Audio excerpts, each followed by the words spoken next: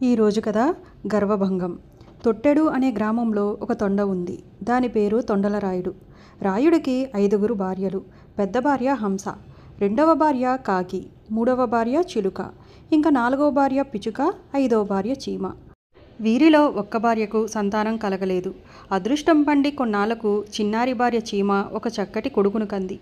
చీమ కొడుకును కనటం మిగిలిన భార్యలకు అసూయగా ఉంది. ఎందుకంటే వాళ్ళు నలుగురు చీమ కంటే చాలా ముందుగా కాపరానికి వచ్చినారాయే. కానీ ఒక్కరికి కూడా సంతానం కలగకపోవటం, నిన్న కాక మొన్న వచ్చిన చీమ ఇట్టే కొడుకును కనటం, ఇది వాళ్ళకి బాధ, అసూయ చెందటానికి కారణం. లేక కలిగిన కొడుకుని చిన్నారి భార్యని చూసుకుని తొండలరాయుడు మురిసిపోయేవాడు. ఇలా చిన్న భార్య మీద ఎక్కువ ప్రేమగా ఉండటం మిగిలిన భార్యలకు కన్నెర్రగా ఉంటుందని గ్రహించాడు తొండలరాయుడు. అది గ్రహించి ఇంకా వీళ్ళల్లో వీళ్ళకి ఎట్లాగా పడదని నిర్ణయించుకున్నాడు. ఊరి చివర తొండలరాయుడికి ఒక తోట ఉంది.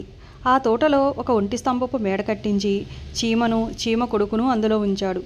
చీమ చిటుక్కుమంటే అక్కడికి పరిగెత్తేవాడు తొండలరాయుడు. చీమతో చెప్పందే ఏ పని చేసేవాడు కాదతను. తన మీద తొండలరాయుడు ఇంతగా ప్రేమ, గౌరవం చూపుతుండేసరికి చీమకు ఎక్కడా లేని గర్వము వచ్చింది.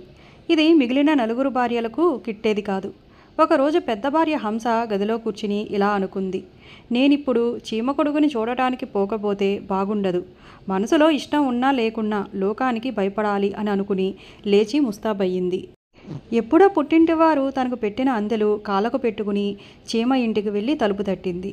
పెద్ద సవితి రావడం చూసి గర్వించిన చీమ ఒళ్ళు తెలియకుండా ఇలా అంది. ధూళికాల వాళ్ళు, దుష్టకాళ్ళ వాళ్ళు, పేడకాళ్ళ వాళ్ళు పెరటి గుమ్మాన రండి అని అంది. అసలే ఒళ్ళు మండిపోతుందేమో హంసకు ఈ మాటలు శూలాల్లా గుచ్చుకున్నాయి. కానీ అవి సహించడం తప్ప ఏం చేయగలదు. సరే అనుకుని పెరటి గుమ్మాన వెళ్ళి తలుపు తట్టింది. అప్పుడు చీమ గర్వంతో తలుపు తీసి సవితికి నీళ్ళిచ్చి కూర్చోవడానికి పీట వేసింది. హంస కాలు కడుక్కొచ్చి పీట మీద కూర్చుంది. చీమ తన ముద్దుల కొడుకుని తెచ్చి హంస చేతికిచ్చింది.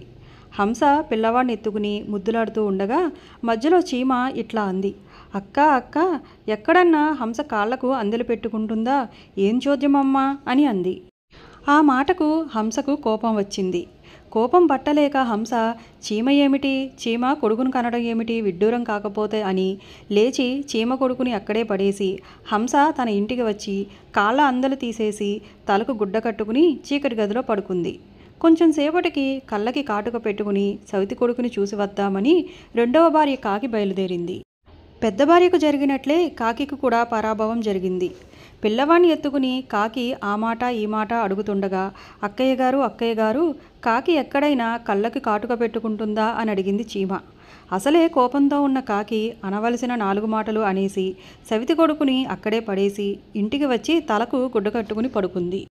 మరికొంతసేపటికి మూడవ భార్య చిలుక చీర సింగారించుకుని సవితి కొడుకుని చూడటానికి వెళ్ళింది. చిలక ఎక్కడైనా చీర కడుతుందా అంది చీమ. ఆ మాటతో చిలుక కూడా వాళ్ళలాగానే ఇంటికి వచ్చేసి తలకు గుడ్డ కట్టుకుని పడుకుంది. మరికొంచెం సేపటికి 4వ భార్య పిచ్చుకమ్మ కూడా కాళ్ళకు పిల్లేళ్ళు పెట్టుకుని సవితి కొడుకుని చూడటానికి వెళ్ళింది.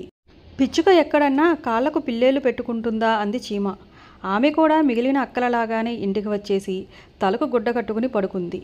ఇంతలో వేటకు వెళ్ళిన తొండలరాయుడు ఇంటికి వచ్చాడు. ఇంట్లో ఎవరూ కనపడలేదు, ఎవరూ పలకలేదు. కాళ్ళకి చెప్పులు తీసేవాళ్ళు లేరు, చేతి సంచి అందుకునేవాళ్ళు లేరు. చివరికి కాలు కడుక్కోవడానికి నీళ్ళిచ్చి కాసిని మంచినీళ్ళు కావాలా అని అడిగిన వాళ్ళు లేరు. సరే అనుకుని గదిలోకి వెళ్ళి చూశాడు. అక్కడ చూసేసరికి మాసిన బట్టలతో మూసిన కన్నులతో ఒక్కొక్క భార్య కనపడ్డారు. ఎప్పుడెప్పుడు వస్తాడా భర్త అని ఎదురుచూస్తున్న 4 భార్యలు తాము పొందిన పరాభవాన్ని పోసగుచ్చినట్లు చెప్పుకుని వలవలా ఏడ్చారు. వాళ్ళు ఎంత చెప్పినా తొండలరాయుడికి నమ్మకం కలగలేదు. సంగతి ఏంటో స్వయంగా తెలుసుకోవాలని తొండలరాయుడు ఆ వేట దుస్తులతోనే టోపీ ఒకటి తగిలించుకుని రయ్యమని చిన్నారి చీమ ఇంటికి వెళ్ళాడు. చీమమ్మ తలుపు తీసింది, కుర్చీ వేసింది, పిల్లవాణ్ణి భర్త చేతికిచ్చింది. ఆ మాట ఈ మాట అయిన తర్వాత చివరిలో ఎక్కడైనా తొండలరాయుడు టోపీ పెట్టుకుంటాడా అంది పొగరుగా భర్తతో. అసలే కోపంగా ఉన్న తొండలరాయుడికి మరింత కోపం వచ్చింది. కోపం పట్టలేక తన బూటికాలుతో తన ప్రియమైన చిన్నారి భార్య చీమను, అపురూపమైన కొడుకుని ఒక్కరాపు రాసేశాడు. వాళ్ళు చావగానే మేడ అమ్మేసి ఆ వచ్చిన ధనంతో 4 భార్యలకు నగలు నాణ్యాలు చేయించి అప్పటి నుంచి వాళ్లతో హాయిగా ఉంటున్నాడు. తొండలరాయుడు తన తొర్రకు, మనం మన ఇంటికి.